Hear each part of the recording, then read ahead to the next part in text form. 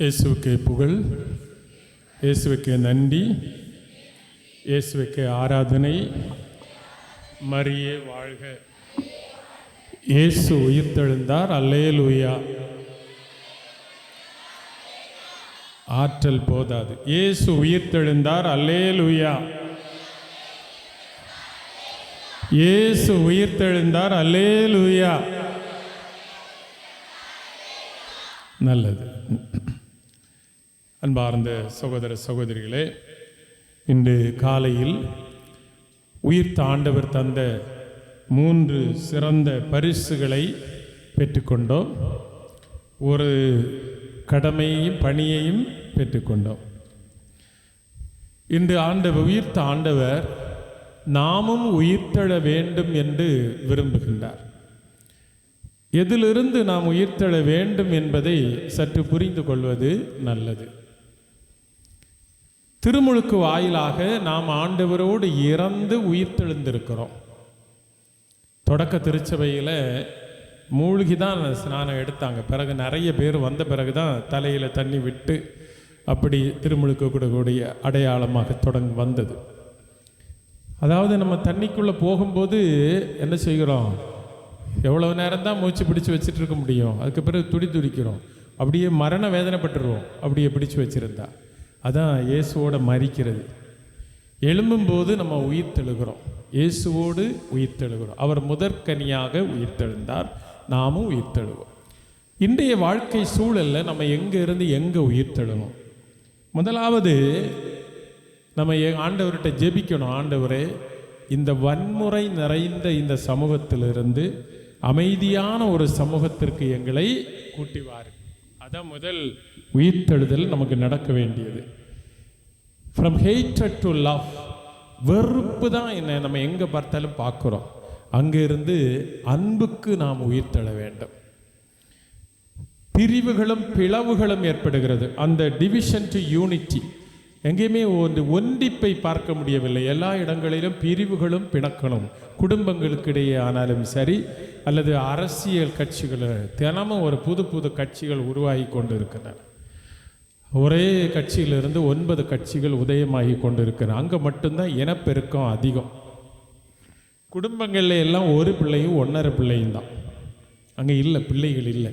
ஆனால் அரசியல் கட்சிகள் மட்டும் ஆண்டுக்கு 2 இன்னும் புதுசாக உருவாகிட்டே இருக்குது.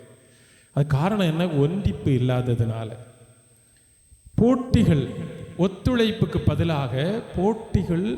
எங்கே பார்த்தாலும் போட்டி தேர்வுகள், போட்டிகள். இங்கே நம்ம மறைக்கல்வியில் கூட என்னெல்லாம் போட்டி.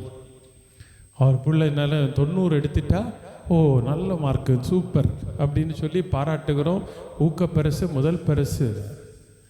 ஆனால் உண்மையிலேயே அந்த பிள்ளை இயேசுவை அறிந்திருக்கிறதா, இயேசுவில் வளர்ந்திருக்கிறதா என்று கேட்டால் அந்த பிள்ளைக்கு ஒருவேளை அவ்வளவு மார்க் கொடுக்க முடியாது. இன்னும் புறக்கணிப்புகள் எவ்வளவு. குடும்பங்களில் பாருங்கள், பெற்றோர்களை புறக்கணிக்கிற பிள்ளைகள், பிள்ளைகளை புறக்கணிக்கிற பெற்றோர்கள், தங்களுடைய இன்ப நாட்டத்தின் பொருட்டு குழந்தைகளை வழி தெருவில் எரிந்து விட்டு போகின்ற தாய்மார்கள். முன்னாலேயெல்லாம் எனக்கு ரொம்ப பிடிச்ச பாட்டு இந்த பாட்டு. தாய்க்கு அன்பு வற்றி போகுமா, தனது பிள்ளை அவள் மறப்பாளோ. இப்போ நான் இந்த பாட்டு பாடவே மாட்டேன். ஏன் பாட மாட்டேன்னு தெரியுமா? நிறைய தாய்மார்கள் என்ன செய்துறாங்க? பிள்ளைகளை மறந்து தவறான வழியில் போயிடுறாங்க. ஆனால் இது இறைவசனம், நம்ம எப்போ வேணாலும் பாடலாம். இது இறைவசனம். தாய்க்கு அன்பை இயல்பாக என்ன செய்கிறதில்ல, அது வற்றி போகிறதே இல்லை. ஒரு பிள்ளை தாய் சொன்னால் கேட்கல. நம்ம எல்லாரும் மாதாவிட்ட ரொம்ப பாசமாக வேண்டுகிறோம். ஏன் காரணம் என்ன? எல்லாரும் ரொம்ப ஆண்டவர்கிட்ட போகிறதுக்கு முன்னால் மாதாவிட்ட தான் போவாங்க. மாதாவிட்ட முடியலைன்னா தான் அந்தோணியார்கிட்ட போவாங்க. அல்லது அந்தோணியார்கிட்ட முதல்ல போவாங்க. 9 வாரம் ஒழுங்காக வாரேன்னு சொல்லுவாங்க. அங்கே காரியம் நடக்கலைன்னா எங்கே வருவாங்க? மாதாவிட்ட வருவாங்க. மாதாவிட்ட நான் 9 வாரம் ஒழுங்காக வாரேன் அப்படின்னு சொல்லுவாங்க. இது 2 இடத்துலையும் முடியாமல் வரும்போது டிவைன் மர்சிக்கு வருவாங்க, ஆண்டவர்கிட்ட இரக்கத்துக்கு வருவாங்க. இப்படி தான் நம்ம செய்துகிட்டே இருக்கிறோம். நம்முடைய வாழ்க்கை அப்படி போயிட்டு தான் இருக்குது. ஆனால் ஒரு நம்பிக்கை என்ன இருக்குன்னா, இந்த தாயினுடைய குரலை பிள்ளைகள் ஒருபோதும் மறக்க. ஒரு பிள்ளையினுடைய மனசில் பதிவு செய்யப்படக்கூடிய முதல் முகமும் குரலும் இந்த தாயினுடைய குரல் தான். இதயத்தில் பதிவு செய்யப்படக்கூடிய அந்த முகம். அப்பாவுக்கு அந்த பிள்ளையை பார்த்து அப்பா இவர் தான் அப்பான்னு சொல்லி தரணும், சொல்லி கொடுக்கணும். அப்போ தான் அப்பான்னு புரியும். ஆனால் அம்மாவை அப்படி இல்லை, அந்த முகத்தை பார்த்தே புரிஞ்சுக்கிடும் பிள்ளை அம்மான்னு விழிக்க தொடங்கும். அங்கே தான் சில நேரங்களில் சண்டை. சில பிள்ளைகள் அம்மான்னு சொல்லி கொடுக்க அப்பான்னு தான் சொல்லும். அங்கே இங்கே மீண்டும் தொடர்ந்து சண்டை வர்றதுக்கு வாய்ப்பு உண்டு. ஆனால் அம்மா படாத பாடுபடுவாங்க அந்த பிள்ளையை அப்பான்னு சொல்லி கொடுக்கறதுக்கு. நீங்கள் பாருங்கள், முன்காலங்கள்லாம் ரொம்ப இந்த தாய்மார்கள் தாலாட்டு பாட்டு அருமையாக பாடுவாங்க. பாடுகிறதுக்குன்னு ஒரு முறை இருக்குது. எனக்கு அது அவ்வளோவா தெரியாது, நான் கேட்டு ரசிச்சிருக்கிறேன். ஆனால் பாட்டு பாடி ரசித்தது இல்லை, தாலாட்டு பாட்டு. ஆனால் இந்த தாய்மார்கள் அப்படி பாடிட்டு இருப்பாங்க. ஆனால் இன்றைக்கு உள்ள நவீன உலகத்து பெண்களுக்கு இது ஒன்றும் தெரியாது. சமைக்க தெரியாது, சாப்பிடத்தான் தெரியும். சமைக்கிறதும் எங்கே தெரிவாங்க, யூடியூப்பில் தான் பார்த்து தான் சமைப்பாங்க. எல்லாமே டவுன்லோடு பண்ணி தான். அவங்க இந்த சிட்டிசன்ஸ் ஆஃப் திஸ் வேர்ல்டு, அதாவது அவங்க டிஜிட்டல் வேர்ல்டில் குடியுரிமை பெற்றவர்கள். இந்த பெரியவங்க எல்லாரும் இமிக்ரெண்ட்ஸை குடியேறி பார்த்தவங்க டிஜிட்டல் வேர்ல்டில். செல்லுலகத்தில் இங்கே இருக்கிற பெரியவங்களும் நானும் எல்லாம் செல்லுலகத்தில் குடியேறி பார்த்தவங்க. நான் 2004 தான் இந்த செல்ஃபோன் பயன்படுத்த இப்போ தொடங்கினேன்.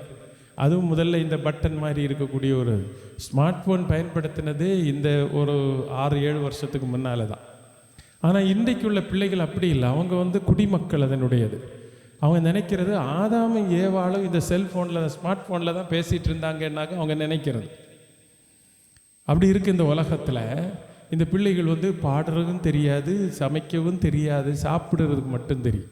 சில தாய்மார்கள் தவறாக செய்கிறது என்னென்னா, கல்லூரி படிக்கிற பிள்ளைகளுக்கும் சமைச்சு பார்சல் பண்ணி சின்ன உருண்டையாக வச்சுட்டு காலையில் எழுப்பி காலேஜுக்கு போகிறதுக்கு பிள்ளை அதை தூக்கி வைக்க, இதை எடுத்து வைக்க, இது இடுப்பில் கட்ட, கழுத்தில் போட, இந்த அம்மா இதில் 1 2 3 எப்படின்னு சொல்லி உருண்டையாக சாப்பாடை போட்டு கொடுக்குறது.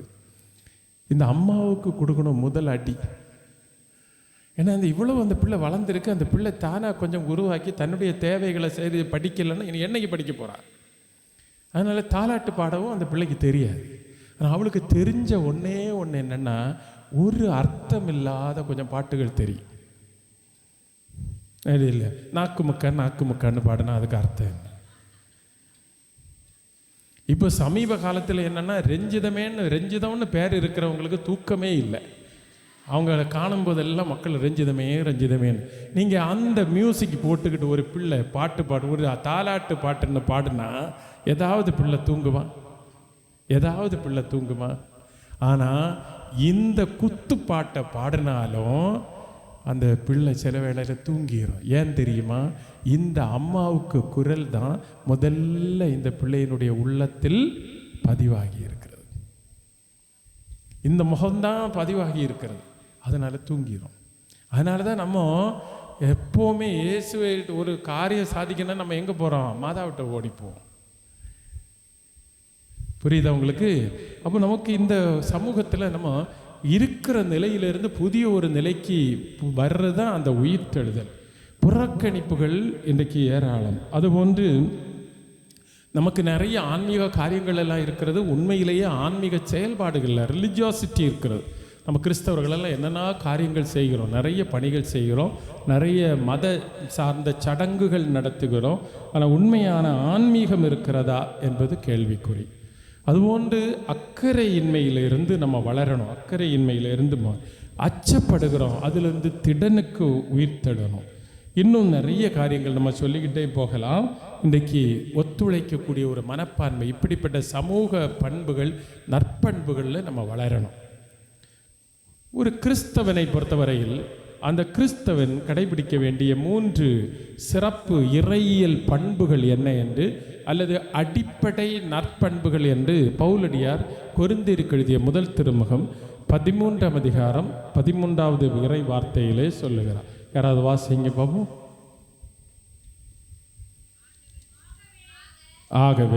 ஆக நம்பிக்கை, எதிர்நோக்கு, அன்பு,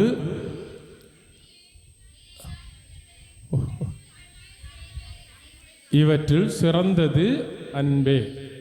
ஓகே, நான் ஒரு தடவை கூட வாக்கி எல்லாரும் சேர்ந்து வாசித்ததுனால வசனம் மாறி போச்சு. எப்படி? ஆக நம்பிக்கை, எதிர்நோக்கு, அன்பு ஆகிய மூன்றுமே நிலையாய் உள்ளன. இவற்றுள் அன்பே தலை சிறந்தது. இப்போ நிலையாய் உள்ளது மூன்று தான்: நம்பிக்கை, எதிர்நோக்கு, அன்பு. நான் சில நேரங்களில் கேட்பேன், எதிர்நோக்குன்னா என்ன? அது நம்பிக்கை, எதிர்பார்த்திருப்பது. நம்பிக்கைன்னா என்ன? அது எதிர்பார்த்து எதிர்நோக்குறது. தெளிவு கிடைக்கவில்லை நமக்கு. நான் அதனால் காலையில் 3 காரியங்களை தெளிவுபடுத்தினேன். என்ன? இயேசு தந்த சிறப்பு பரிசுகள் 3. ஓகே, அப்போ நீங்கள் 1ஆம் வகுப்பு பிள்ளைகள் மாதிரி தான். வாய்ப்பு கொடுத்தா சத்தம் போட்டு கூக்குரல் போட்டு சொல்லிடுவீங்க. ஓகே, அப்போ இங்கே இன்றைக்கு மத்தியானத்துக்கு பிறகு நான் 3 காரியங்களை உங்களுக்கு தெளிவுபடுத்த விரும்புகிறேன். ஒரு கிறிஸ்தவனுடைய அடிப்படையான நற்பண்புகள் இருக்க வேண்டிய, கிறிஸ்தவ ஆன்மீகத்தினுடைய அடிப்படை தூண்கள் 3. அது மத்தேயு நற்செய்தியில் நம்ம வாசிக்கிறோம். Prayer, fasting, alms giving. இறைவேண்டல், நோன்பிருத்தல், தான தர்மம் செய்தல். அது 3 நம்முடைய அடிப்படை செயல்கள், கிறிஸ்தவத்தினுடைய அடிப்படை செயல்கள். ஆனால் அடிப்படை நற்பண்புகள் 3. அதில் முதலாவது நற்பண்பு என்பது நம்பிக்கை. நம்பிக்கைன்னா என்ன? கிடைக்கும் என்ற உறுதி, எதிர்நோக்கி இருப்பது, காணப்படாத. இதெல்லாம் நீங்கள் பைபிளில் இருந்து சொல்கிறீங்க, சரிதான். காணப்படாதவே உண்டு என்பது எல்லாம் சரிதான், நீங்கள் சொன்னது சரிதான். ஆனால் நான் விரும்புகிற ஆன்சர் அது அல்ல. கடவுளை, அதாவது நம்பிக்கை என்பது கடவுள் இருக்கிறார் என்று நம்பணும் இல்லையா? அதுக்கு பிறகு தானே பாக்கி எல்லாம் வருது. கடவுள் இருக்கிறார் என்று நம்புவது தான் நம்பிக்கை. கடவுள் இருக்கிறார். அது எப்படி நம்புகிறது? இஸ்ராயேல் மக்கள் கடவுளை ஏல் என்றும் ஏலோஹீம் என்றும் அழைத்தார்கள். 2 வார்த்தைகள் பயன்படுத்தினாங்க. ஏல் என்பது தமிழில் கடவுள்னு மொழிபெயர்த்திருக்கிறோம், அல்லது இறைவன் என்று மொழிபெயர்த்திருக்கிறோம். ஏலோஹீம் என்றால் அதனுடைய பன்மை, ப்ளூரல். ஏல் என்பதனுடைய ப்ளூரல் தான் ஏலோஹீம். ஆனால் இஸ்ராயேல் மக்கள் அப்போ நம்ம கடவுள், இறைவன். கடவுள் என்றால் கட கூட்டல் உள், எல்லாவற்றையும் கடந்தவர், ஆனால் எல்லாவற்றுக்குள்ளும் இருப்பவர் என்று பொருள். அவர்தான் கடவுள். இறைவன் அல்ல, இறைஞ்ச தகுந்தவர். அவர்கிட்ட தான் கெஞ்சி கேட்க முடியும், வேற யார்கிட்டையும் கெஞ்சி கேட்க முடியாது. அவர்கிட்ட தான் கெஞ்சி கேட்க முடியும். இப்போ இந்த கடவுள் இப்படி தான். ஆனால் இஸ்ராயேல் மக்களுக்கு கடவுள் வெளிப்படுத்திய ஒரு பெயர் உண்டு. அது யாவே என்பது. இருக்கின்றவராக இருக்கின்றவர் இருக்கின்றார் என்று நம்புவதுதான் நம்பிக்கை. அதுதான் இஸ்ராயேல் மக்களுக்கு கிடைத்த பெரும் பாக்கியம். கடவுள் அவர்களோடு வழி நடக்கிறார், உடன் பயணிக்கிறார். இரவில் மேகத்தூணும், பகலில் மேகத்தூணும், இரவில் அக்கினி தூணுமாக உடன் பயணிக்கிறார் என்று அவர்கள் உறுதியாக நம்பினார்கள். கடவுள் நம்மோடு இருக்கிறார் என்ற ஒரு அனுபவம் அவர்களுக்கு கிடைத்தது. இப்போ இந்த மக்கள் இன்னும் அது கடவுள் தானே வெளிப்படுத்தியது. மோசே ஆண்டவரிடத்தில் கேட்கிறார், பார்வோனிடத்தில் நான் போகிறதுக்கு எம்மாத்திரம், நீ யார் என்று உன்னை யார் அனுப்பினது என்று கேட்டால் நான் என்ன சொல்லுவேன்? அப்போது தான் மோசே சொல்லுகிறார், இருக்கின்றவராக இருக்கின்றவர் அனுப்பினார். இது என்ன ஆன்சர்னு எனக்கு புரியலை. நீங்கள் ஒரு சென்னையில் ஒரு முக்கியமான ஸ்டோரில் போய் நீங்கள் சொல்கிறீங்க, இருக்கின்றவராக இருக்கின்றவர் என்னை அனுப்பிவிட்டார், நீங்கள் எங்களுக்கு ஃப்ரீடம் கொடுக்கணுமா சொன்னால் யாராவது ஏதாவது கொடுப்பாங்களா? ஆனால் ஆண்டவர் சார் நீ போ, உனக்கு முடியலைன்னா கூட்டுக்கு ஆரோனையும் கூட ஆரோனையும் கூட்டிகிட்டு போன்னு சொல்ல, ஒன்று நான் பேசுவேன் அப்படின்னு சொல்லி ஆண்டவர் விட நான் உன்னோடு இருக்கிறேன் என்று சொல்லி அனுப்பினார். ஆனால் இந்த மக்கள் யாவே என்பதை விட இஸ்ராயேல் மக்கள் முன்னோக்கி பயணம் செய்ய செய்ய கடவுளை பல்வேறு பெயர்களில் அழைத்தார்கள். கடவுள் என் கற்பாறை, என் ஆயன், என் அரண், என் கோட்டை, இப்படின்னு அவங்களுக்கு எப்படி கடவுள் அனுபவமானாரோ அந்த வகையிலே பேச கூப்பிட்டாங்க. எப்படி கற்பாறை என்று கூப்பிட்டாங்க. கற்பாறை என்ன? கற்பாறைக்கு மேலே கல் விழுந்தாலும் ஒன்றும் செய்யாது, பனி பொழிந்தாலும் ஒன்றும் செய்யாது, எந்த மாற்றமும் வராது. அதனால் நம்ம நினைக்கக்கூடாது நம்ம கொஞ்சம் எல்லோரும் சேர்ந்து ஆண்டவருக்கு சில மாற்றங்களை வருத்தி விட்டுடலாம், ஆண்டவருடைய ஐடியாஸை எல்லாம் கடவுளுடைய திட்டங்களை நம்ம புரட்டி போட்டுடலான்னு நினைக்கக்கூடாது. நம்ம வேண்டுகிறதுனால கடவுளுக்கு எந்த மாற்றமும் வரப்போவதில்லை. இப்போ உண்மையிலேயே நம்ம கடவுளை நம்பும் என்றால் கடவுள் எப்படி மீட்பு வரலாற்றிலே செயல்பட்டார், அதுக்கு ஒரே வழி கடவுள் நம்மோடு பேசிய வார்த்தைகளை தியான வாசிப்பு செய்ய. இந்த இறை வார்த்தைகளை நீங்கள் கடவுள் நம்பிக்கை வரணும்னு சொன்னால் விவிலியத்தை என்ன செய்யணும்? சும்மா வாசித்தா போதும். அது நீங்கள் தினமலர் வாசிங்க, அல்லது தினத்தந்தி வாசிங்க, தினமணி வாசிங்க, உங்களுக்கு விருப்பமானது வாசிச்சிடுங்க. ஆனால் பைபிள் வாசிக்கணும்னா என்ன செய்யணும்? தியான வாசிப்பு செய்யணும். இந்த தியான வாசிப்பு செய்கிறது எப்படி? அது நெல்லிக்காய் சாப்பிடுகிறது மாதிரி சாப்பிடும், அப்படிதானே? இப்போ நெல்லிக்காய் சாப்பிடணும்னா முதல்ல என்ன செய்யணும்? நெல்லிக்காய் சாப்பிடணும். நெல்லிக்காய் இனியது, சில நேரங்களில் ஓர்ப்பாக இருக்கும், சில நேரங்களிலே இனிக்கும் அப்படின்னு எழுதி சொல்லிகிட்டே இருந்தால் போதுமா? முதல்ல என்ன செய்யணும்? நெல்லிக்காய் எடுத்து கழுகி என்ன செய்யணும்? ஊறுகாய் போடணுமா? கடிக்கணும். முதல்ல கடிக்கணும். அதுபோல் விவிலியத்தில் வசனத்தை எடுத்து வாசிக்கணும். நீங்கள் அந்த நெல்லிக்காயை எடுத்து கடிச்சுக்கிட்டு அப்படியே விழுங்கிட்டீங்கன்னு வச்சுக்கிடுங்க, அதுக்கு ஏதாவது டேஸ்ட்டு புரியுமா? முடியாது. அதுபோல் பைபிள் வசனத்தை வாசித்துட்டு நீங்கள் என்ன செய்யக்கூடாது? அப்படியே விழுங்கிடக்கூடாது. இந்த டவுன்லோடு பண்ணுறது மாதிரி இறக்குமதி செய்து சேவ் பண்ணி ஒரு இடத்துல போடக்கூடாது. இது என்ன செய்யணும்? மென்று கொண்டே இருக்கணும். நெல்லிக்காயை என்ன செய்யணும்? மென்று கொண்டே இருக்கணும். அப்போ மென்று கொண்டே இருக்கும்போது அதே மாதிரி தான் வசனம், ஒரு வசனத்தை எடுத்து நம்ம மனசில் போட்டு அப்படி மென்று கொண்டே இருக்கணும். அப்போது என்ன உருவாகும்? நெல்லிக்காய் மென்று கொண்டு இருந்தால் முதலில் உவர்ப்பு உருவாகும். இனிப்பு வராது, உவர்ப்பு தான் வரும். முதல்ல கொஞ்சம் ஒரு கசப்பு மாதிரி இருக்கும். பைபிள் வசனம் வாசிக்கும் போதும் அப்படி தான். முதல்ல நம்ம வாசித்து மென்றுகிட்டே இருக்கும்போது என்ன ஆகும்னா, ஐயோ நான் இப்படி இந்த வசனத்தின்படி வாழலையே, நான் எதிரால செயல்பட்டிருக்கிறேன் அப்படின்னு நமக்குள்ள என்ன தோன்றும்? ஒரு கசப்பு தோன்றும். இந்த நெல்லிக்காய் அப்படியே நம்ம உவர்ப்பு அனுபவிச்சுட்டு கொஞ்சம் பச்சை தண்ணி அதில் தண்ணி குடிச்சிங்கன்னு வச்சுக்கிடுங்க, அப்போ என்ன செய்யும்? இனிப்பாக இருக்கும், அப்படி தானே? இனிப்பாக இருக்கும். அப்போ இந்த கடவுளுடைய வார்த்தையும் முதல்ல கொஞ்சம் உவர்ப்பாக இருக்கும். அடுத்து நம்ம அதை தொடர்ந்து ஜெபித்தோம் என்றால், முதல்ல வாசிக்கிறோம், அடுத்தது மென்று கொள்ளுகிறோம், அடுத்தது என்ன செய்யணும்? ஜெபித்தோம் என்றால் என்ன செய்யும்? அது இனிப்பாக இருக்கும், அது இனிமையாக இருக்கும். ஜெபிக்கிறது எப்படி? அந்த வார்த்தையை நம்ம கடைபிடிக்கிறோன்னா கடவுளுக்கு நன்றி சொல்லி ஜெபிக்கணும். அதை கடைபிடிக்கலைன்னு சொன்னால் மன்னிப்பு கேட்டு கடவுளுடைய வரம் வேண்டி ஜெபிக்கணும். அந்த வார்த்தையை சரியாக புரிந்து கொள்ளணும், அதனுடைய பின்புலம் புரிந்து கொள்ளணும், புரிந்து கொண்டு அந்த வார்த்தையை உள்வாங்கணும். நமக்கு பைபிள் மொத்தம் படித்தாதான் நமக்கு மீட்பு கிடைக்கும்னு நினைக்கக்கூடாது. புனித பிரான்சிஸ் சவேரியாரை மனம் திரும்ப செய்தது ஒரே ஒரு வார்த்தை தானே. நீ உலகமெல்லாம் ஆதாயமாக்கி கொண்டாலும் உன்னுடைய ஆன்மாவை இழந்து விட்டால் உனக்கு என்ன பயம்? அந்த ஒரு வார்த்தை தான் அவருடைய வாழ்க்கையை புரட்டி போட்டது. இங்கே நமக்கு அந்த மாதிரி உவர்ப்பு அடுத்து இனிமை வந்துடும். அதுக்கு பிறகு என்ன ஆகும்? நெல்லிக்காய் நீங்கள் தண்ணியும் கூட குடிச்சிட்டா உடம்பு முழுதும் அந்த பிளட்டோட அந்த நெல்லிக்காயினுடைய எஃபெக்ட் சேர்ந்து உடம்புல எல்லாம் வைட்டமின் சி ஓட தொடங்கும். இதே மாதிரி கடவுளுடைய வார்த்தையை நீங்கள் வாசித்து மென்று ஜெபித்து அப்படியே நீங்கள் உள்வாங்கிறீங்கன்னு சொன்னால் அது நம்முடைய ஆற்றலாக அது என்ன செய்யும்? ஆற்றலாக சக்தியாக நம்முடைய வாழ்வு முழுவதும் அது ஊடுருவும், ஒரு எஃபெக்ட் கொடுக்கும், ஒரு விளைவை கொடுக்கும், ஒரு ஆற்றலை கொடுக்கும். எனவே தான் பேதுரு சொல்லுகிற நிலை வாழ்வு தரும் வார்த்தைகள் உம்மிடமே உள்ளன, நாங்கள் வேற எங்கே போவோம்?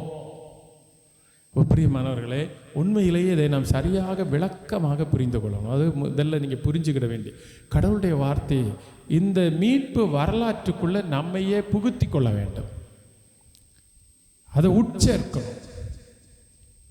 இன்றைக்கி நம்ம பிள்ளைங்களுக்கு நிறைய பேர், நீங்கள் இங்கே வர்றவங்க எல்லாருமே பைபிளில் ஆர்வம் உள்ளவங்க, விவிலியம் கொண்டு வந்திருக்கிறீங்க. அந்த விவிலியம் படிக்க படிக்க படிக்க நம்ம கடவுளோட அன்பை நம்ம புரிஞ்சுக்கிட்டே வருவோம், ஆண்டவரோட நெருக்கமாக வருவோம். இது வேண்டிய குடும்பமாக நீங்கள் வாசிக்கணும். வீடுகளில் நீங்கள் மெழுகுதிரி எரிய வச்சுக்கிட்டு என்ன செய்யணும்? ஜெபத்துக்கு முன்னால் பைபிள் வாசிக்கணும். ஒரே ஆள் மொத்தமாக வாசிக்கக்கூடாது. 5 பேர் உண்டுன்னா ஒரு சாப்டர் வாசிக்கிங்கன்னா 3 வசனம் மாட்டு எல்லாருமா வாசிக்கணும். தப்பு வந்தால் பரவாயில்லை. ஏன்னா இன்றைக்கி உள்ள பிள்ளைங்களுக்கு சரியாக தமிழ் வாசிக்க தெரியாது, இங்கிலீஷும் வாசிக்க தெரியாது, தமிழும் வாசிக்க தெரியாது. அது அப்படி இருக்கக்கூடிய நிலைமையில் பிள்ளைகளை சத்தம் போட்டு வாசிக்க வைக்கணும். அவங்க பைபிள் படிக்கட்டும். இனி அந்த பிள்ளைங்கள்ட்ட போய் நீங்கள் சொல்லக்கூடாது பைபிளை நீ அரைச்சி கலக்கி குடிக்கணும். அது நீங்கள் மனசிலாக்குகிறது என்னென்னா, அரைச்சி கலக்கி குடிக்கிறது என்னென்னா அது ஆழமாக படிக்கிறதுன்னு அர்த்தம். ஆனால் பிள்ளைகள் எப்படி மனசிலாக்கணும்? இது ஜூஸ் போட்டு குடிச்சிட்டா இந்த பிரச்சனை முடிஞ்சு, டெய்லி வாசிக்கவே சொல்ல மாட்டாங்க. அப்போ நமக்கு அது கரெக்டு தான் அப்படின்னு சொல்லி இவங்க மிக்சியில் கொண்டு போட்டுருவாங்க. அதனால் அப்படி சொல்லாதீங்க. இன்றைக்கி உள்ள பிள்ளைங்களுக்கு டிஜிட்டல் பிள்ளைகளாக்கும். அதனால் இது ஒன்றும் புரியாது. உங்களுடைய பழமொழியும் புரியாது, வேண்டுகோளும் புரியாது, அறிவுத்திறனும் புரியாது. அவங்களுக்கு லாங்குவேஜ் எல்லாம் வேறு லாங்குவேஜ். அது புரிஞ்சுக்கிடுறதுக்கே ரொம்ப கஷ்டம். அவங்க சொல்லுவாங்க, அம்மா ரொம்ப வருத்தமாக இருக்கிறீங்களா, அதை கொஞ்சம் டிலீட் பண்ணி போட்டுருங்கன்னு சொல்லுவாங்க. உங்களுக்கு புரியுதா டிலீட் பண்ணுறதுன்னு என்ன? அதுன்னு சொல்ல, இது ரொம்ப முக்கியமான, இதை சேவ் பண்ணி போட்டுக்கிட்டுருங்க. சென்னை தமிழ் தமிழே அல்ல, முழுதும் ஆங்கிலமும் இடையிடை 2 வார்த்தைகள் போடுறீங்க. அப்போ எதுவானாலும் அன்பானவர்களே, இங்கே நம்பிக்கைன்னா என்னது? கடவுள் இருக்கிறார், அவர் கற்பாறையாக நம்மோடு இருக்கிறார். இந்த கலைமான் நீரோடைக்கா என்ற பாட்டு நீங்கள் கேட்டிருக்கிறீங்கல்ல, படிச்சு அதனுடைய முதல் ஸ்டான்ஸா அப்படி தான் அவர், கற்பாறையா மீறைவா ஏன் என்னை மறந்து விட்டாய், இரவும் பகலும் எனக்கு கண்ணீரை உணவாயிற்று. கற்பாறையாக இருக்கிற கடவுள் அவர். நம்ம 42வது திருப்பாடலை நம்ம வாசிக்கும்போது அது நமக்கு புரியும். எனவே நம்பிக்கை நமக்கு என்ன செய்கிறது? கடவுளிடம் நம்பிக்கை வைக்கிறோம். கடவுள் இருக்கிறார், நம்மோடு இருக்கிறார், பயணிக்கிறார், வழி நடத்துகிறார். அவர் ஆற்றில் படைப்பு திறனாக இருக்கிறார். அவர் இந்த திருவிவிலியத்தில் மறைநூலில் தன்னை வெளிப்படுத்தி இருக்கிறார். இப்போ நம்பிக்கை அப்படின்னா, கடவுள் இருக்கிறார் என்று நம்புகிறோன்னா எதிர்நோக்குன்னா என்னது? இந்த நாம் நம்பி இருக்கிற கடவுள் சில வாக்கு தத்தங்களை தந்திருக்கிறார், சில வாக்குறுதிகளை தந்திருக்கிறார். அந்த வாக்குறுதிகளை நம்புவதுதான் எதிர்நோக்கு. புரியுதா உங்களுக்கு? கொஞ்சம் யோசிங்க. அந்த வாக்கு தத்தங்கள் நம்பி தந்திருக்கிறார், அந்த வாக்குறுதிகளில் நம்பிக்கை வைப்பது தான் எதிர்நோக்கு. ரோமர் எழுதிய திருமுகம் 5ஆம் அதிகாரம் 5வது வசனம் வாசிங்க.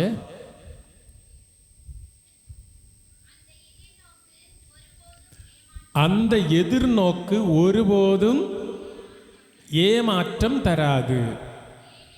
ஏனெனில் நாம் பெற்றுள்ள தூய ஆவி வழியாய் கடவுளின் அன்பு நம்மீது பொழியப்பட்டுள்ளது. இதை நான் அடுத்ததில் நான் கொஞ்சம் விளக்கி சொல்லுகிறேன். ஆனால் இங்கே நீங்கள் ஒரு காரியம் மட்டும் புரிஞ்சுக்கிடணும். கடவுள் சில இந்த எதிர்நோக்கு நமக்கு ஏமாற்றம் தராது. நம்ம எதை எதிர்நோக்கி இருக்கிறோம்? ஆண்டவர் தந்த முதல் வாக்குறுதி என்ன? ஆண்டவர் சொன்ன, நான் வரும்போது உங்களுக்கு ஒவ்வொருத்தருக்கும் 15 லட்சம் வச்சு உங்கள் பேங்க் அக்கௌண்ட்டில் ஃபிக்ஸடு போட்டுட்டு தான் போவேன் அப்படின்னு சொன்னாரா? இல்லையே. ஆண்டவர் தந்த மிகப்பெரிய வாக்குறுதி என்ன? என்னாலும் உலக முடிவரை உங்களோடு இருக்கிறேன்னு சொன்னார். அடுத்தது, நீங்கள் விசுவாச பிரமாணத்தில் ஏதாவது ஆண்டவர் சொல்லியிருக்க, நம்ம சொல்கிறோமா? ஏதாவது நிலை வாழ்வை நமக்கு தருவேன். இதுதான் ஆண்டவர் தந்த மிகப்பெரிய வாக்குறுதி. நிலை வாழ்வை தருவேன். அதாவது அதை நம்ம விண்ணரசு என்று சொல்லுகிறோம், இறையாட்சி என்று சொல்லுகிறோம், நிலையான வாழ்வு, முடிவில்லாத வாழ்வு, பரலோக வாழ்வு, பேரின்ப வீடு, இப்படின்னு நிறைய பேர்களை வச்சு சொல்லுகிறோம். ஆண்டவர் நிலையை என்ன சொல்கிறார்? அழிந்து போகும் உணவுக்காக நீங்கள் உழைக்க வேண்டாம், அழியாத என்னில் நம்பிக்கை கொள்வோர் இறந்தாலும் வாழ்வார்கள். அந்த நிலை வாழ்வை ஆண்டவர் வாக்களித்திருக்கிறார். அந்த நிலை வாழ்வு உண்டு. இந்த உலகத்தோட நம்முடைய வாழ்வு நிறைவு அடைவது அல்ல என்பதை ஆண்டவர் தெளிவுபட நமக்கு கூறியிருக்கிறார். அந்த நிலை வாழ்வுன்னா என்ன? இப்போ நமக்கு அது புரியக்கூடிய வகையில் இருக்கணும். இப்போ சொன்னாங்க நிலை வாழ்வை ஆண்டவர் வாக்குறுதி அளித்து இருக்கிறார். அந்த நிலை வாழ்ந்த கடினமான காரியங்களை விளக்கி தருகிறவங்க 2 பேர், ஒன்று யோவான், ஒன்று பவுலடியார். இவங்க 2 பேரும் தான் நல்ல கடினமான காரியங்களை விளக்கி தருவாங்க. யோவான் நிலை வாழ்வுன்னா என்னன்னு நமக்கு விளக்கி தருகிறார். 17ஆம் அதிகாரம் 3வது வசனத்தை வாசிங்க. யோவான் 17 3ஆம் அதிகாரம், 17வது அதிகாரம் 3ஆம் வசனம். உண்மையான ஒரே தந்தையையும் உம்மை அனுப்பிய அவர் அனுப்பிய இயேசு கிறிஸ்துவையும் அறிவதே. எவ்வளவு சிம்பிள். கூகுளில் ஜீசஸ்ன்னு அடித்து கொடுத்தா போதும், அங்கே ஜீசஸ் பற்றிய எல்லா காரியங்களும் வரும். அப்போ நமக்கு நிலை வாழ்வு கிடைக்குமா? அதில் என்ன சொல்லியிருக்கு? ஒரே தந்தையையும் அவர் அனுப்பிய இயேசு கிறிஸ்துவையும் அறிவதே நிலை வாழ்வு. அப்போ இந்த அறிவது என்று சொன்னால் இது புத்தக அறிவு அல்ல, புத்தக அறிவு அல்ல, புத்தகத்தை வாசித்து புரிந்து கொள்ளக்கூடிய அறிவு அல்ல. இது அவரை பின்பற்றுவது, இயேசுவை பின்பற்றுவது. நம்ம இயேசுவை பின்பற்றினால் என்ன செய்கிறோம்? இயேசுவை அறிகிறோம். Following Jesus and knowing Jesus. நீ அறிகிற வழியாக இயேசுவை பின்பற்றுகிறது வழியாக இயேசுவை அறிய முடியும். இது 2 சேர்ந்து போகும். எவ்வளவு தூரம் நீங்கள் பின்பற்றுகிறீங்களோ அந்த அளவு நம்ம அறிகிறோம். எனவே இந்த நிலையான வாழ்வு என்கிற பெரிய வாக்குறுதியை ஆண்டவர் தந்திருக்கிறார். அந்த நிலையான வாழ்வை நம்ம எப்படி சொந்தமாக்குகிறோம்? நம்ம சேர்ந்து போகிறோம். சேர்ந்து கொள்கிறது எப்படி? நற்கருணையை குருக்கள் பெற்றுக்கொள்ளும் போது நம்ம மக்களுக்கு கொடுக்கும்போது கிறிஸ்துவின் சரீரமும் இரத்தம்னு சொல்லி கொடுப்பாங்க. ஆனால் குருக்கள் பெற்றுக்கொள்ளும் போது கிறிஸ்துவின் சரீரத்தும் என்னை காத்து நிலை வாழ்வுக்கு இட்டு செல்வதாக. எங்கள் சபையில் நற்கருணை கொடுக்கும்போது ஒரு நீண்ட ஜெபம் இருக்குது. குருவானவர் அப்படி சொல்லிக்கிட்டே இருப்பார், கொடுத்துக்கிட்டே இருப்பார். நம் இறைவனாகிய மெஸ்ஸியாவின் திரு உடலும் திரு இரத்தவுமாகிய நெருப்புத்தழல், அது எசாயா ஆகமம் 6ஆம் அதிகாரத்திலிருந்து வருகிறது. பாவ மன்னிப்புக்கும் நிலை வாழ்வுக்காகவும் மெய்யான விசுவாசிக்கு வழங்கப்படுகிறது. விசுவாசிக்கிறவனுக்கு தான். அதுவும் எதுக்காக கொடுக்கப்படுகிறது? பாவ மன்னிப்புக்காகவும் நிலை வாழ்வுக்காகவும். இப்போ நாம் நிலை வாழ்வு பெற வேண்டுமானால் கிறிஸ்துவை அனுபவமாக்கி கொள்ள வேண்டும், அவரோடு 2 கலந்து விட வேண்டும். அதற்கு சிறந்த வழியாக இருப்பது என்ன? திவ்ய நற்கருணை. இப்போ திவ்ய நற்கருணையும் இறை வார்த்தையும் இல்லாமல் நமக்கு ஒரு வாழ்வே இல்லை, கிறிஸ்தவ வாழ்வே இல்லை. இப்போ எதிர்நோக்கு நம்ம ஏமாற்றம் தராது. இந்த ஜூபிலி ஆண்டில் திருப்பயணிகள், எதிர்நோக்கின் திருப்பயணிகள் அப்படின்னு சொல்லும்போது இதுதான் அதனுடைய பொருள். நம்ம இது ஏமாற்றம் தராது. ஏனென்றால் ஏன் இது ஏமாற்றம் தராது? கடவுள் அன்பாக இருக்கிறார். அந்த கடவுளுடைய அன்பு தூய ஆவி வழியாக நம்முடைய உள்ளங்களில் பொழியப்பட்டிருக்கிறது. அப்போ கடவுள் அனுபவத்துக்கு வரணும்னு சொன்னால் முதல்ல என்ன அனுபவம் வேணும்? தூய ஆவியின் அனுபவம். இயேசு கிறிஸ்து உயிர்த்தெழுந்தபின் ஆவியை தருகிறவராக மாறினார். உயிர்த்த இயேசுவின் பிரசன்னமே தூய ஆவியின் பிரசன்னம்.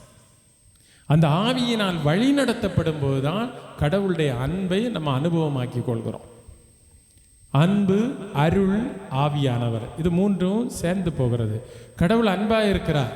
அந்த அன்பாயிருக்கிற கடவுள் தன்னையே நமக்கு ஒழுக்கி தரும்போது அதை அருள் என்று நம்ம சொல்லுகிறோம்.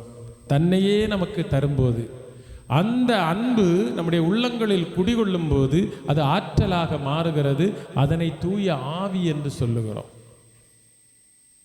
எனவே இந்த ஆவியானவருடைய அந்த ஆற்றலில் தான் ஆண்டவரை அனுபவமாக்கி கொள்ள முடியும். எனவே 2வது கருத்து நான் உங்களுக்கு விளக்கி சொல்ல விரும்புகிறது இதுதான். எதிர்நோக்கு என்பது எதில் உள்ள நம்பிக்கை? ஆண்டவர் தந்த வாக்குறுதிகளில் நம்பி இருப்பது. இஸ்ராயேல் மக்களை பொறுத்தவரையில் அவர்களுக்கு நினைவு கூறுவதற்கென்று ஒரு நிகழ்வு இருந்தது, உண்பதற்கென்று ஒரு உணவு இருந்தது, எதிர்நோக்குவதற்கென்று ஒரு தேசம் இருந்தது. அவர்களுக்கு உண்பதற்கென்று ஒரு உணவு கொடுத்தார் கடவுள். இது என்ன இறக்கி கொடுத்தார்? மன்னா. அவங்களுடைய பாஸ்கா விழா கூட அந்த அவர்களுடைய வாழ்க்கையை, அவர்களுடைய கடந்த கால வாழ்க்கையை நினைவு கூறக்கூடிய விடுதலையின் அனுபவமாக இருந்தது. அன்றைக்கு என்னென்ன பொருட்கள் அவங்க உண்டாங்க? இறைச்சி, புளிப்பற்ற அப்பம், கசப்பு கீரை. இறைச்சி அவங்க வளர்த்து வந்த ஆடு மாடுகளுக்கு பொருட்டு நன்றி செலுத்துவதற்காக. அந்த புளிப்பற்ற அப்பம் அவங்க செய்த விவசாயத்தை நினைத்து கடவுளுக்கு நன்றி செலுத்துவதற்காக. அந்த கசப்பு கீரை எகிப்தில் அவர்கள் அனுபவித்த துன்ப துயரங்களின் நினைவுக்காக. அப்படி அதில் தான் ஒரு விழா கொண்டு எடுக்கிறாங்க. ஆனால் பாலைவனத்தில் அவர்களுக்கு ஆண்டவர் மன்னாவை இறக்கி கொடுத்தார், காடை கொடுத்தார், பாறையை பிளந்து தண்ணீர் கொடுத்தார் அவர்களுக்கு. ஆனால் அதை உண்டு அவர்கள் ஒரு அவர்களுக்கு எதிர்நோக்குவதற்கென்று இருந்தது. அது எந்த தேசம்? ஆந்திர பிரதேசமா? கானான் தேசம். ஓகே, கானான் தேசத்தை எதிர்நோக்கி அவர்கள் கடந்து. அப்படின்னா இந்த கிறிஸ்தவ மக்களாகிய நமக்கு ஏதாவது நினைவு கூறுவதற்கு இருக்கிறதா? உண்பதற்கு ஏதாவது இருக்கிறதா? எதிர்நோக்குவதற்கு ஏதாவது இருக்கிறதா? கல்வாரி மலையில் ஆண்டவர் நமக்காக ஒப்பு கொடுத்த அந்த தற்கையளிப்பு சுய பலிதான் நாம் என்றென்றும் நினைவு கூற வேண்டிய பலி நிகழ்வு. இஸ்ராயல் மக்கள் எப்படி எகிப்திலிருந்து கிடைத்த அடிமைத்தனத்திலிருந்து கிடைத்த விடுதலையை நினைவு கூர்ந்தார்களோ, அதுபோல நம்ம நினைவு கூற வேண்டியது இயேசு கல்வாரியில் ஒப்பு கொடுத்த பலி. அந்த பலியை கத்தோலிக்க திருச்சபையில் தான் அனுதினமும் நமக்கு அனுபவமாக்கி கொள்ள முடியும். வேறு எந்த திருச்சபையிலும் முடியாது. அன்புக்குரியவர்களே, அங்கும் இங்கும் நம்ம ஓடக்கூடாது. ஏன்னா இன்னைக்கு நிறைய பேர் இந்த பேஷனேட் வர்ஷிப் இந்த அங்கே இங்கெல்லாம் ஓடுறாங்க. நான் ஒரே ஒரு கேள்வி கேட்குறேன். கத்தோலிக்க திருச்சபையில் இல்லாத ஒன்று வேற எந்த சபையில் இருக்கிறது சொல்லுங்க.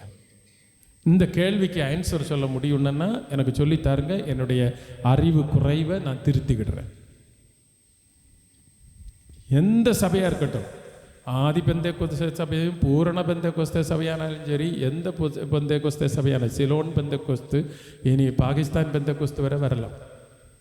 எந்த பெந்தேகோஸ்து வந்தாலும் சரி, கத்தோலிக்க திருச்சபையில் இல்லாத ஒன்று எவரிடமாவது இருக்கிறதான்னு கேளுங்க. ப்ராட்டஸ்டாண்டிசம் வந்தது, என்ன கொடுத்தாங்க? கடவுளுடைய வார்த்தையை நாங்கள் முக்கியத்துவம் கொடுக்குறோம், வார்த்தை தான் எல்லாம், revelation is word of God அப்படின்னு சொல்லி கொடுத்தாங்க. இந்த திரு விவிலியத்தை இன்றைக்கு வேற பாதுகாத்தது யாரு? கத்தோலிக்க திருச்சபையினுடைய துறவிகள் தான் பாதுகாத்தாங்க. என்ன திருத்தூய ஆவிய பெந்தெகோஸ்தே குழுவினர் எல்லாரும் சொல்கிறாங்க, இதுவரை கத்தோலிக்க சபை என்ன செய்துட்டு திருத்தூய ஆவியை மறந்துட்டு அவங்க இப்போ குத்தகைக்கு எடுத்திருக்கிறாங்க.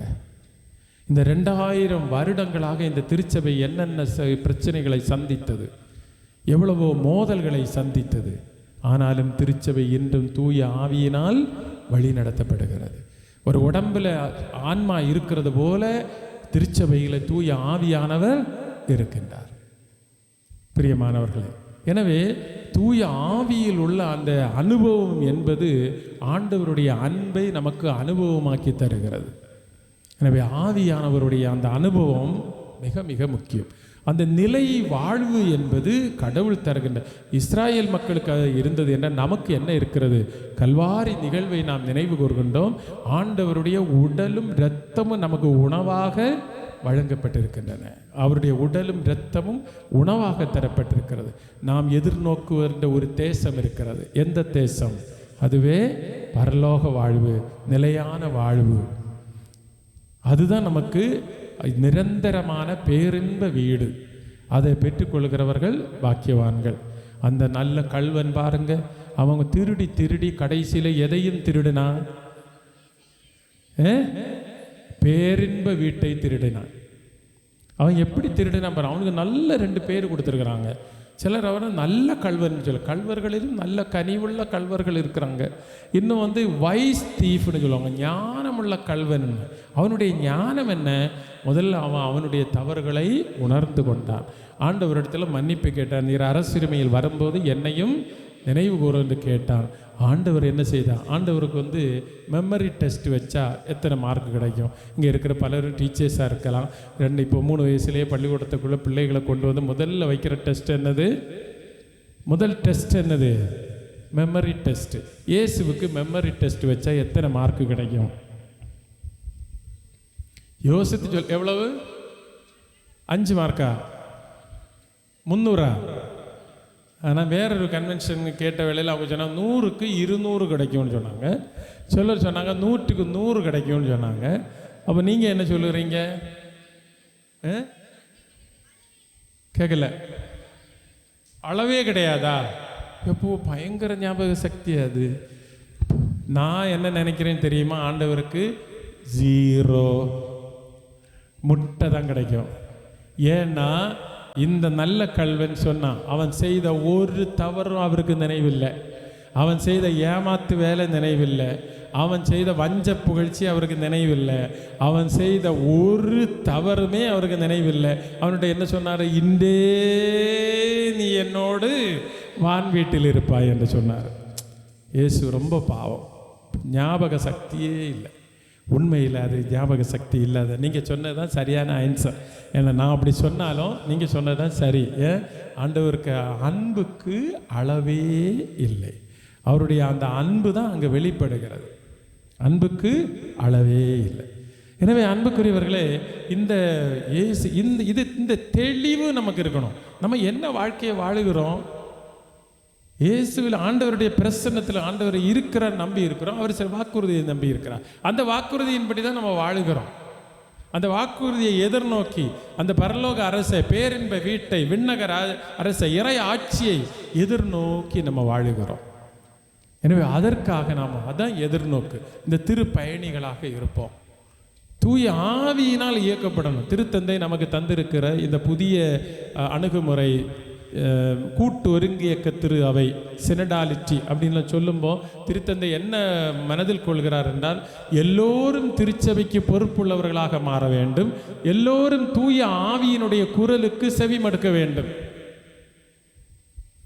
திருச்சபையில் உறுப்பினர்களாக இருக்கிறதுக்கு என்னென்ன திருச்சபைன்னு சொன்னால் என்ன என்று கேட்டால் நிறுவனங்கள் அல்ல.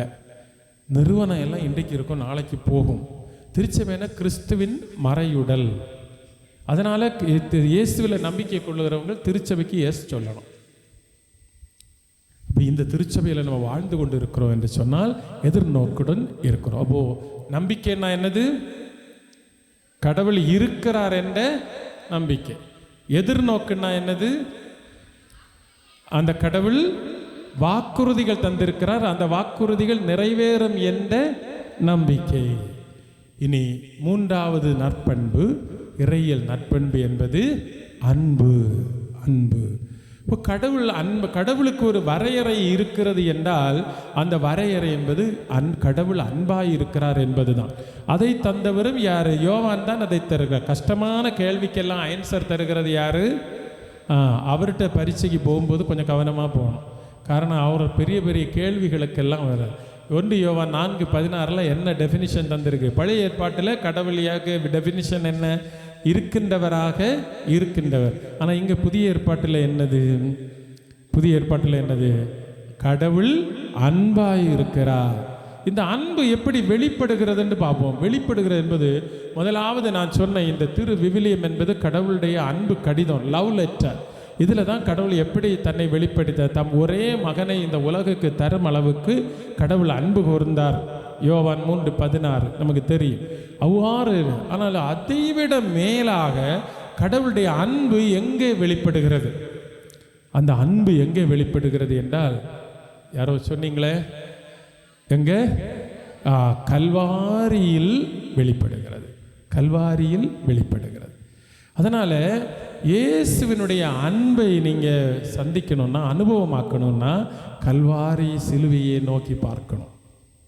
அங்கே தான் நமக்கு மனசிலாகும், புரிந்து கொள்ள முடியும். அங்கே தான் புரிஞ்சு கொள்ள முடியும், வெளிப்படுகிறது. எனவே பிரியமானவர்களே, ஒரு புனிதர் அழகாக சொல்லுவார். அந்த பிள்ளையை சில பெற்றோர்கள் பிள்ளைகளிடத்தில் சொல்லுவாங்க, வளர்ந்த பிறகு சொல்ல, நான் ஒரு பெரிய தப்பு பண்ணேன்.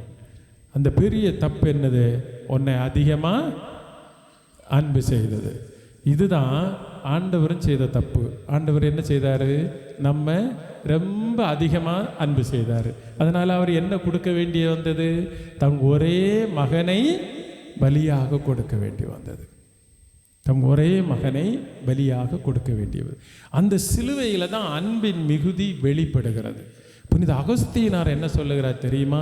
நீங்கள் ஒரு முறை எருசலேமுக்கு போய் அங்கே உள்ள இயேசு வளர்ந்த பாடுபட்ட இடங்களை எல்லாம் சந்தித்து நீங்கள் வருவதை விட ஆண்டவருடைய பாடுகளை நினைத்து ஒரு துளி கண்ணீர் விட்டால் போதும், அதனுடைய பலனை நீங்கள் அடையாமல் போக மாட்டீர்கள். ஒவ்வொரு வெள்ளிக்கிழமையும் ரொட்டியும் தண்ணீரும் மட்டும் அருந்தி உபவாசம் இருப்பதை விட இந்த இயேசுவின் கல்வாரி பாடுகளை நினைத்து நீ ஒரு துளி கண்ணீர் விட்டால் போதும், உன்னுடைய மனக்காயம் எல்லாம் மாறும். இப்போ உண்மையில் கல்வாரியில் தான் நம்ம ஆண்டவருடைய அன்பை வெளிப்படுத்துகிறோம். அது சமீபத்தில் ஒரு பாடல் எழுதியிருந்தேன், தவக்காலத்தில் போட்டேன். அது TMCM உள்ள யூடியூப் சேனலில் கிடக்கும், நீங்கள் வேணும் கேட்டுக்கலாம். 2 நான் பாடுகிறேன். இங்கே சிலுவை இறைஞானமே ஆழ்மன தியான மையமே. இந்த வேர்ட்ஸ் இவ்வளோதான், நான் சொல்லி தரேன், திருப்பி சொல்லுங்க. சிலுவையே இறை ஞானமே. சிலுவைன்னு சொல்லும்போது நீங்கள் இந்த அமைந்த குரலில் சொல்லுகிறீங்க, உங்களுக்கு இஷ்டம் இல்லைன்னு எனக்கு புரிஞ்சுது. சிலுவைன்னு சொல்லும்போது நீங்கள் ரொம்ப அமைந்த குரலில் மென் குரலில் சொல்லுவீங்க. சிலுவையே இறை ஞானமே ஆழ்மன தியான மையமே. சிலுவை இறை ஞானமே பாடுங்க. சிலுவை இறை ஞானமே ஆழ்மன, இல்லை நான் பாடித்தர்றேன், திருப்பி பாடுங்க. ஆழ்மன தியான மையமே.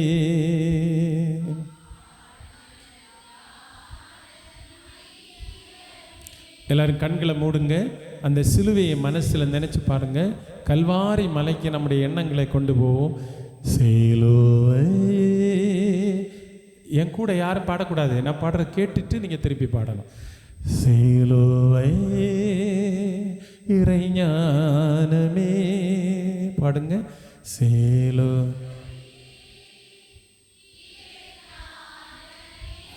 ஆழ்மன தியான மையமே.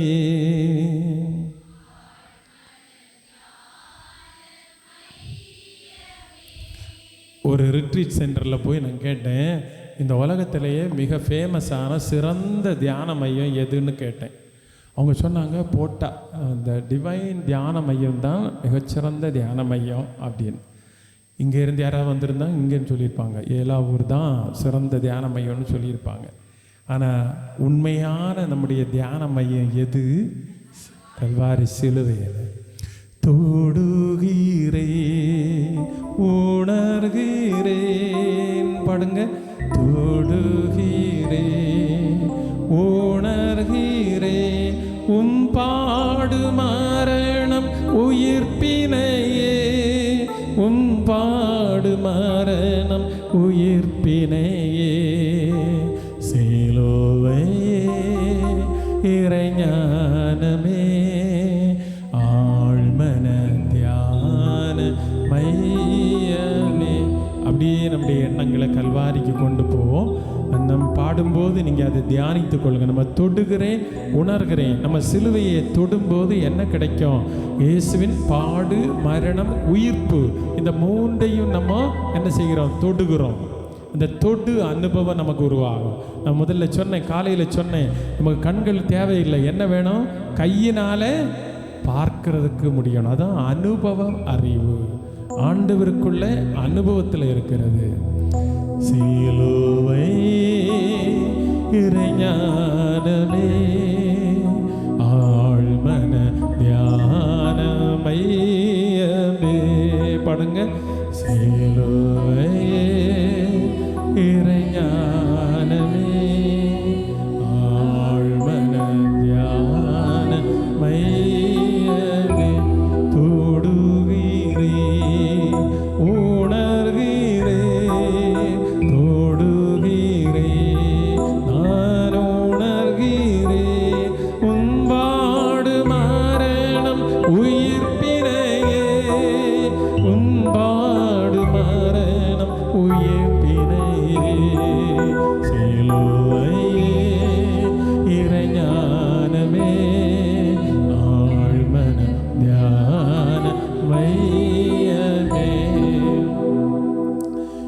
ஆண்டவர் மலைகளில் தான் தன்னுடைய மாட்சியெல்லாம் வெளிப்படுத்தினார். முதல் மலைப்பொழிவில் தான் ஆண்டவர் தன்னுடைய கொள்கையை அறிவித்தார். மத்தேயு நற்செய்தி 5, 6, 7 அதிகாரங்களில் ஆண்டவர் தனது கொள்கை அறிவிப்பை நடத்துகிறார்.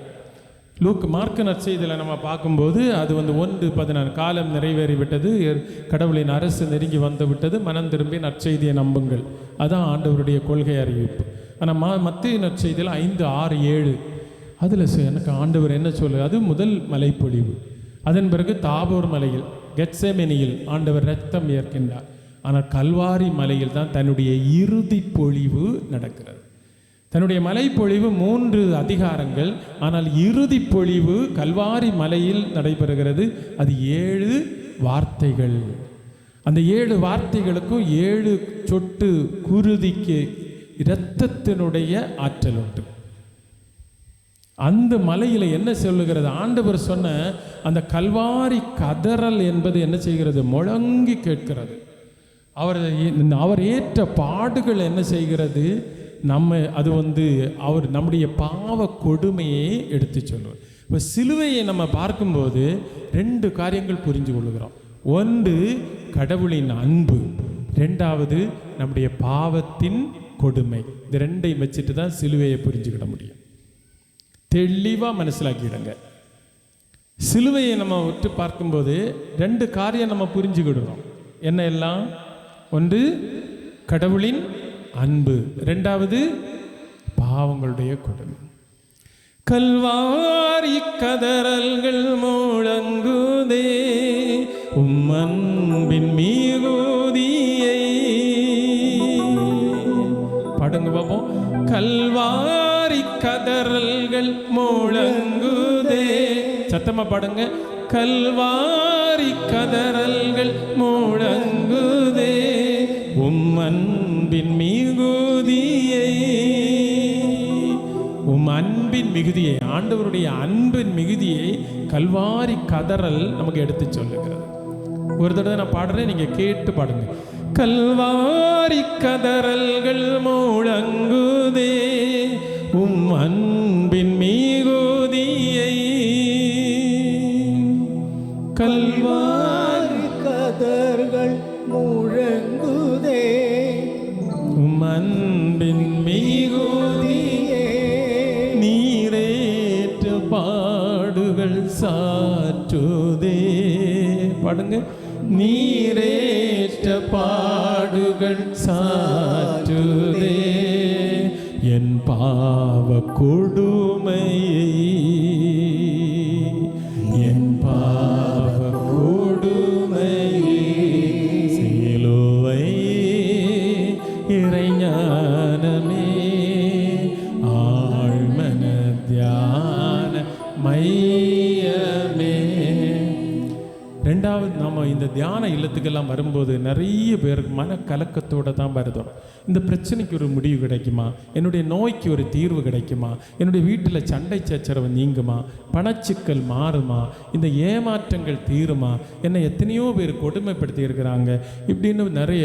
எத்தனை நாள் என மனதுக்குள்ளே நான் இப்படி போராடுவேன், எனக்கு ஒரு விடுதலை கிடைக்காதா இப்படின்னு நம்ம நினச்ச மனக்காயத்தோடு வந்திருக்கிறோம். இந்த மனக்காயத்திலிருந்து ஒரு விடுதலை கிடைக்கிறதுக்கு என்ன மார்க்கம்? அதான் ஆண்டவருடைய திரு இரத்தத்தினால கழுவப்படணும். ஒரு துளி கண்ணீர் போதுமே அன்பை சுவைத்திட. ஒரு துளி கண்ணீர் போதுமே அன்பை சுவைத்திட. ஒரு துளி குருதி போதுமே, ஒரு துளி குருதி போதுமே மனக்காயமாறிட. என் மனக்காயமாறிட. ஒரு துளி கண்ணீர் நம்ம விட்டா இயேசுவினுடைய அந்த தந்தை கடவுள் தம் ஒரே மகனை கொடுக்கும் அளவுக்கு கொடுத்த அந்த அன்பை சுவைக்கலாம். ஆனால் இயேசுவினுடைய அந்த ஒரு துளி குருதி நம்முடைய தலை மீது வீழ்ந்து விட்டது என்றால் என்ன மாறும்? நம்முடைய மனக்காயம் மாறும். இது கண்களை மூடி நான் பாடுகிறேன். நீங்கள் தியானத்தோடு இருந்து உங்கள் கவலைகளையும் மனக்கலக்கங்களையும் பிரச்சனைகளையும் எல்லாம் மனசில் நினைச்சு ஆண்டவருடைய நினைத்து மனதில் ஆண்டவருடைய ஒரு துளி இரத்தம் நம்முடைய தலை மீது வீழ்ந்து நம்மை சுகப்படுத்தணும். ஒரு துளி கண்ணீர் போதுமே, ஒரு துளி கண்ணீர் போதுமே, உம் அன்பை சுவைத்திட, உம் அன்பை சுவைத்திட, ஒரு துளி குருதி போதுமே, ஒரு துளி குருதி போதுமே, என் மனக்காயம் மாறிட, என் மனக்காயம் மாறிட, சிலுவையே இறைஞானமே, ஆழ்மன தியான மையமே, சிலுவையே இறைஞானமே, ஆழ்மன தியான மையமே. பிரியமானவர்களே, இந்த இயேசுவினுடைய அன்பு எங்க பேசும்? சிலுவையில் இருந்து கொண்டு இயேசு நம்மோடு பேசுவா. தூய பிரான்சிஸ் அசிசிக்கு ஆண்டவர் சிலுவையில் இருந்து கொண்டு தான் பேசினார். சிலுவையில் இருந்து கொண்டு தான் பேசினார். நம்ம என்ன செய்யணும்? அந்த சிலுவையின் அருகில் வந்து நிற்கணும். யோவானை போல, அன்னை மரியாவை போல, பக்தி உள்ள பெண்களைப் போல அந்த சிலுவையின் அருகில் வந்து நிற்கணும். நம்முடைய ஆழ்மன கதறல்கள் எல்லாம் உள்ளுக்குள்ளே இருக்கக்கூடிய நிறைய பிரச்சனைகளை நம்ம மனதுக்குள்ளே ஒதுக்கி கலக்கத்தோடு வந்திருக்கிறோம். இந்த குடும்பங்களில் பிரச்சனை, குடி போதையினால் இருக்கக்கூடிய போதையின் விட்ட கணவர்கள், அன்புக்குரியவர்களை, ஒரு குடும்பத்தில் ஏறி போகும்போது அங்கே இன்னும் கேட்க வேண்டாம், அந்த பிள்ளைகளுடைய முகத்தில் பார்த்தா தெரியும் அந்த குடும்பத்தில் யாராவது குடி நோயாளிகள் இருக்கிறாங்களா என்பது அந்த பிள்ளைகளுடைய முகத்தில் பார்த்தா தெரியும். ஒரு நோய், கொடிய நோய் அந்த வீட்டில் ஒருவருக்கு இருந்தால் போதும், அதனுடைய விளைவு எல்லாருடைய முகத்திலும் இருக்கும். இதில் இருந்தெல்லாம் நம்மை சக்திப்படுத்துவதும் ஆற்றல் படுத்துவதும் ஆறுதல் படுத்துவதும் ஆழ்நிலை கதறல்கள் இருக்குன்னா அது மாறுகிறதுக்கு ஆண்டவருடைய ஒரு பார்வை போதும். பேதுரு மனம் திரும்புவதற்கு ஆண்டவர் பெரிய பாடுபடலை, ஒரு பார்வை மட்டும்தான். என்னோடு பேசும் இயேசுவே, சிலுவை அருகில் வந்துள்ளே, என்னோடு பேசும் இயேசுவே, சிலுவை அருகில் வந்துள்ளே, ஆழ்மன கதறல் மறையுமே, ஆழ்மன கதறல் மறையுமே, உம் அன்பு பார்வையா, உம் அன்பு பார்வையா, சிலுவையே இறைஞானமே, ஆழ்மன தியான மையமே, தொடுகிறேன் உணர்கிறேன், தொடுகிறேன் உணர்கிறேன், உம்பாடு மரணம் உயிர்ப்பினையே, உம்பாடு மரணம் உயிர்ப்பினையே, சிலுவையே இறைஞானமே, ஆழ்மன தியான மையமே. அன்பானவர்களே, எல்லா குடும்பங்களிலேயும் நீங்கள் ஒரு சிலுவை வீட்டில் வச்சுருக்கணும். எப்போ நீங்கள் ஜெபம் பண்ணினாலும் அந்த சிலுவைக்கு பக்கத்தில் என்ன செய்யணும்? இடது ரெண்டு பக்கமும் என்ன செய்யணும்? தெரியும். நீங்கள் என்ன இல்லைன்னு சொன்னாலும் ஜெபிக்கிறதுக்கு இவ்வளவு இருந்தால் போதும். ஒரு சிலுவையும் ரெண்டு பக்கமும் என்ன இருக்கணும்? மெழுகுவர்த்தி இருக்கணும். இந்த சிலுவை தான் நமக்கு என்ன சொல்லுகிறது? கடவுளுடைய அன்பு, ஆண்டவருடைய குணப்படுத்தும் ஆற்றல் உண்டு, மனம் திரும்ப வைக்கிறது. இந்த சிலுவை வந்து ஆற்றல் மிக்கது. அதில் பார்த்து தான் எவ்வளவோ பேர் இந்த ஆண்டவருடைய கல்வாரி சிலுவையை கண்டு தான் எவ்வளவோ பேர் மனம் திரும்பி இருக்கிறாங்க. எனக்காக மரித்தவர் ஆண்டவர். புனித பவுலடியார், எத்தனையோ அறிஞர்கள் இயேசுவினுடைய சிலுவையை உற்று பார்த்து தான் தங்களுடைய வாழ்க்கையில் கவலைகள் இருந்தும் நோய்களில் இருந்தும் பிரச்சனைகள் இருந்தெல்லாம் ஆறுதல் அடைந்திருக்கிறாங்க. எனவே கடவுளின் அன்பு இந்த சிலுவை தான் வெளிப்பட்டிருக்கிறது. இப்போ மூன்றாவது நற்பண்பு நம்ம அன்பு செய்கிறது. எப்படி அன்பு செய்யணும்? கடவுள் நம்மை இப்படி சிலுவையில் அன்பு செய்திருக்கிறார். தன்னையே தன் ஒரே மகனை தந்து நமக்காக தியாகம் செய்தார். அப்படி என்றால் நாம் இந்த இயேசுவை எப்படி அன்பு செய்தது? ஒரே ஒரு வழிதான், அவருடைய கட்டளைகளை கடைபிடிப்பது. ஆண்டவர் எத்தனை கட்டளைகள் தந்தார்? 28. 2 நல்லா படிச்சிருக்கிறீங்களே. 10 கட்டளைகள் எத்தனை உண்டு? அது 10 தான். அது 2 ஆக்குனது யாரு? அன்புக்குரியவர்களே, கடவுள் 10 கட்டளைகள் கொடுத்தார், சரிதான். இதெல்லாம் நம்ம கடைபிடிக்க மாட்டோம்னு தெரியும். அதனால் ஆண்டவர் என்ன செய்தார்? 2 ஆகி கொடுத்தார். இந்த 2ஐயும் நம்ம கடைபிடிக்கலை. அதனால ஆண்டவர் என்ன சொன்னார் தெரியுமா? இந்த பகனுக்கு மேலே எல்லாருக்கும் ஆசை உண்டு, அதனால் நான் பொன் விதி ஒன்று தர்றேன்னு சொல்லி ஒன்றை கொடுத்தாரு. மத்தேயு 7:12. அதான் ஒரு கட்டளையில் சுருக்கினார். 7:12 என்னது? பிறர் உங்களுக்கு என்ன செய்ய வேண்டும் என்று நீங்கள் விரும்புகிறீர்களோ அதை நீங்கள் அவர்களுக்கு செய்யுங்கள். பார்த்தீங்களா? ஆண்டவர் சுருக்கி ஒரு கட்டளையில் கொண்டு வந்துட்டார். ஒரு தடவை நான் பாவம் செஞ்ச முன்னால் ஃபாதராக இருக்கும்போது, இத்தாலி நாட்டில் இருக்கும்போது, ஒரு பையன் பாவ சங்கீர்த்தனத்துக்கு போனேன். அப்போ எனக்கு நல்ல லாங்குவேஜ் தெரியாது.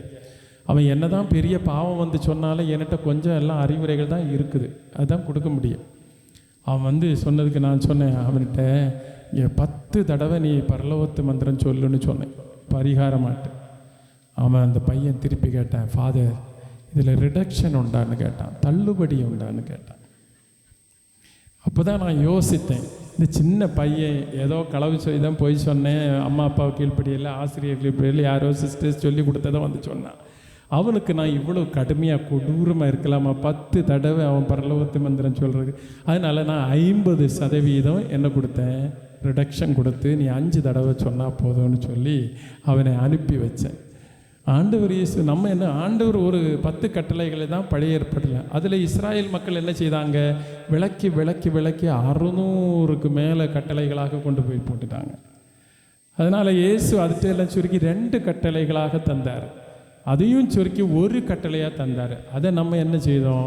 கேனல்லோ திருச்சபை சட்டம் அதில் ஒரு 3000 சட்டத்துக்கிட்ட உண்டு, நிறைய உருவாக்கி இருக்கோம். எல்லாவற்றுக்கும் மேலாக அன்புக்குரியவர்களே, சட்டம் என்பது எல்லாம் ஆண்டவருடைய திருவுளத்தின்படி வாழ்வது தான், நடக்கிறது தான். அதில் அந்த 10 கட்டளைகளில் ஆண்டவருடைய திருவுளம் வெளிப்படுத்தப்பட்டிருக்கிறது. ஆண்டவரை முழு மனதோடு நேசிக்கிறதும், ஓய்வு நாளை அனுசரிக்கிறது, பெற்றோர்களுக்கு செய்ய வேண்டிய பணிவிடைகளை செய்கிறது, களவு செய்யாதற்கு, பொய் சாட்சி சொல்லாமல் இருப்பது, மோகபாவம் செய்யாமல் இருப்பது, இன்றைக்கு உள்ள பிறருடைய பொருளை விரும்பாமல் இருக்கிறது, இதையெல்லாம் பிறர் தாரத்தை இப்படின்னு எல்லாம் நமக்கு சுருக்கி சொன்னாலும் ஒரு வார்த்தையில் சொல்ல, கடவுளுடைய திருவிருப்பத்தின்படி வாழ்வது. இப்போ இந்த ஒரு நிலையில் நம்ம வாழ்க்கை, இந்த 3 பண்புகளும் தான் நம்ம கிறிஸ்தவ வாழ்க்கையினுடைய அடித்தள நற்பண்புகள். தியோலாஜிக்கல் வர்ச்சுஸ்ன்னு சொல்லுவோம், எவஞ்சலிக்கல் கவுன்சல்ஸ்னு சொல்லுவாங்க. நம்பிக்கை, எதிர்நோக்கு, அன்பு. நம்பிக்கைன்னா கடவுள் இருக்கிறார் என்று, என் அரண், என் கோட்டை, என் கற்பாறை, அவர் என் ஆயன் என்று நம்புவதுதான் நம்பிக்கை. ஆனால் இந்த நாம் நம்புகிற ஆண்டவர் நம்மை திக்கற்றவர்களாக விட்டு விடுவதில்லை.